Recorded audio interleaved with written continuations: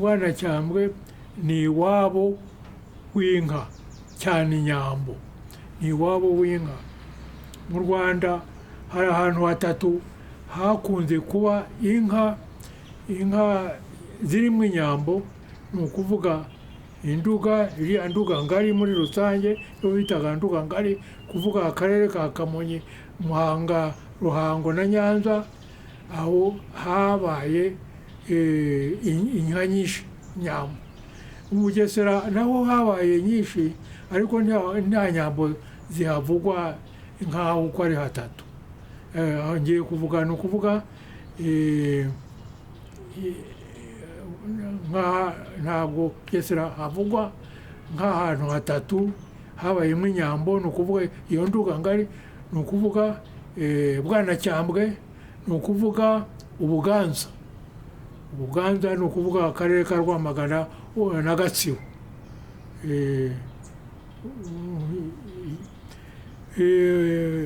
Mu Bwanacyambwe habarizwaga amariba y'inka ashobora kugera kuri 30.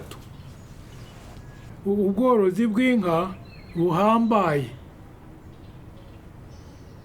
bugaragara bwarabaye. Ingero ni inka Gasabo,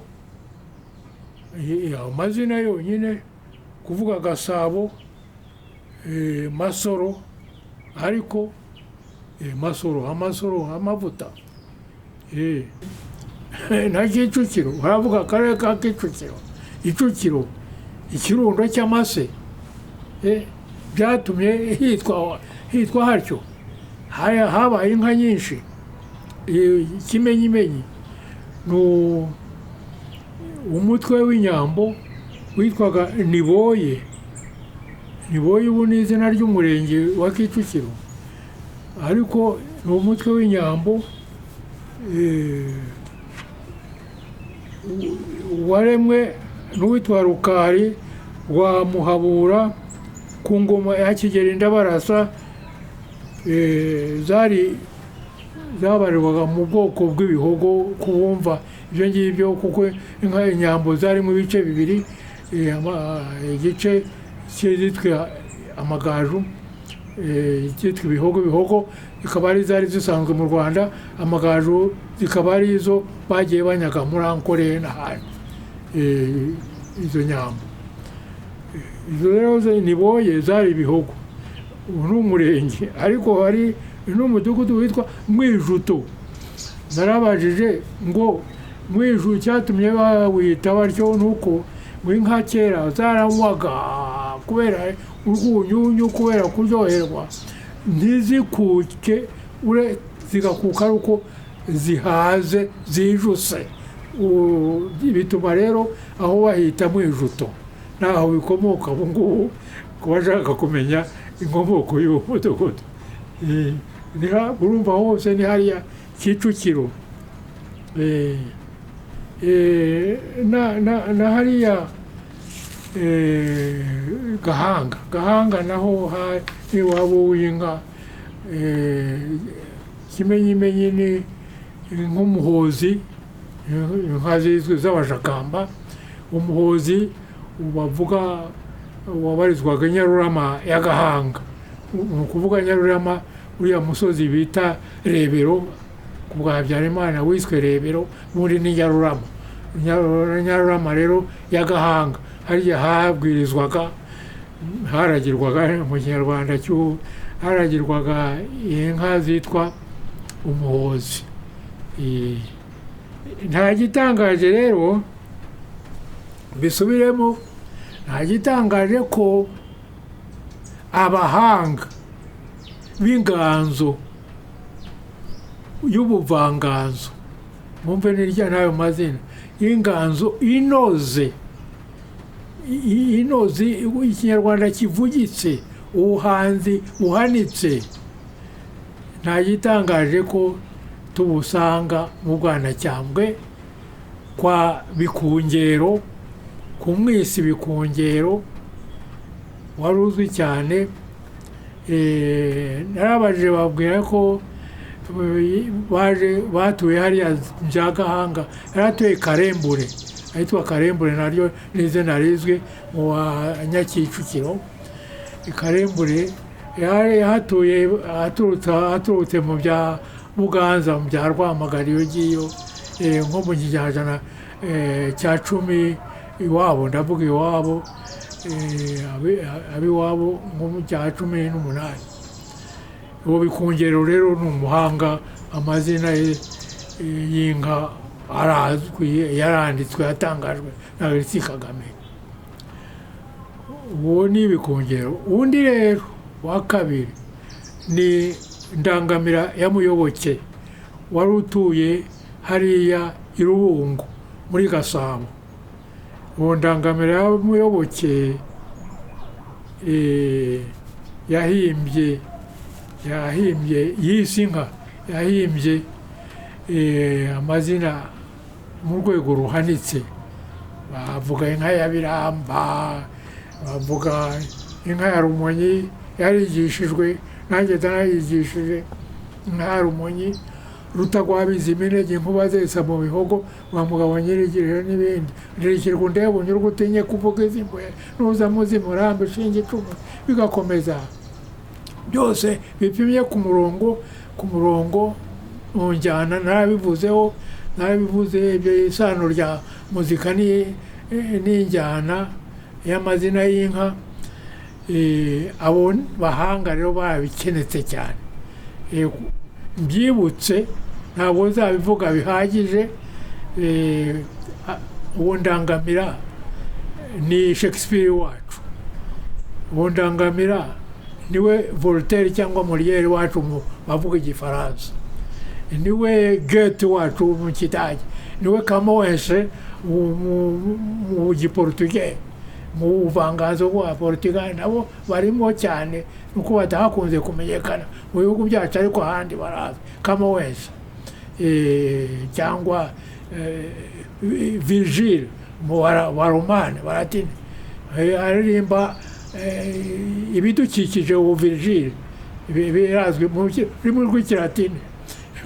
abandi nabo baririmbye inka, nazo ntiziri mu bidukikije, ariko bakavuga naho zibwirizwa, ziragiriwe n'ibindi. kandi mu mvugo ihanitse.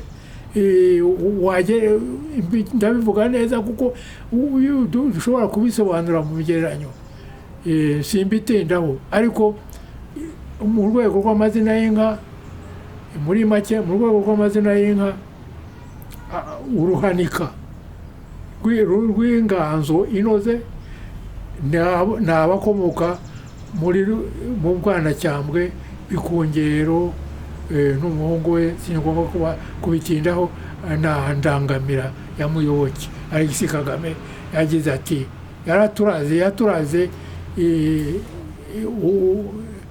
inshingano, ati yarakwiye kuzahabwa akantu k'urwibutso k'icyubahiro mu mateka y'u Rwanda. nkunze kubigarukaho. nkaba ndangije uwo murage, nkaba nishyutse. y'ibyo byerekeye inka mu Bwanacyambwe n'amariba menshi. umurwa w'umuhango, Kigali, umurwa w'umuhango, umuhango wari ukomeye ibwami. inzira y'ishora gushora inka ni nayo ndende, ifite imirongo y'imikarago irenga 1,200. urumva ko ari birebire cyane. uburyo bwo kuvugurura mu ishushanyamvugo, kuvugurura inka, ubutunzi, ngo inka zizira umuze, ngo inka ziyongere mu Rwanda. bakakora uwo muhango, inka zongerwe kandi zigira ubuzima, zizira umuze. bigakorwa uwo muhango, ugakorwa nanone no mu rwego rwa politiki, ntabwo byabura. bigakorerwa hehe? hariya mu Muhima hari iriba rya Rwezangoro ryahahoze mu bitaga mu miko ya Muhima mu Cyanya, ni ukuvuga aho batakoraga ngo bahateme ibiti uko bashatse, ngo bahahige uko bashatse, bakundaga kuhita mu Cyanya. Nibutse ko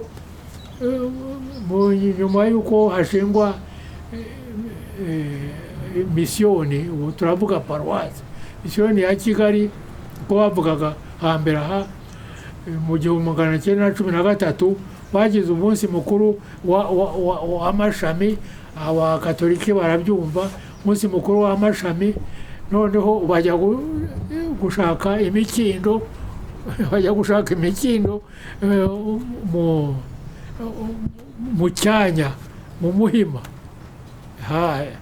Byaracitse cyane, Musinga ararakara, ibwami bararakara, bati bakoze ishyano.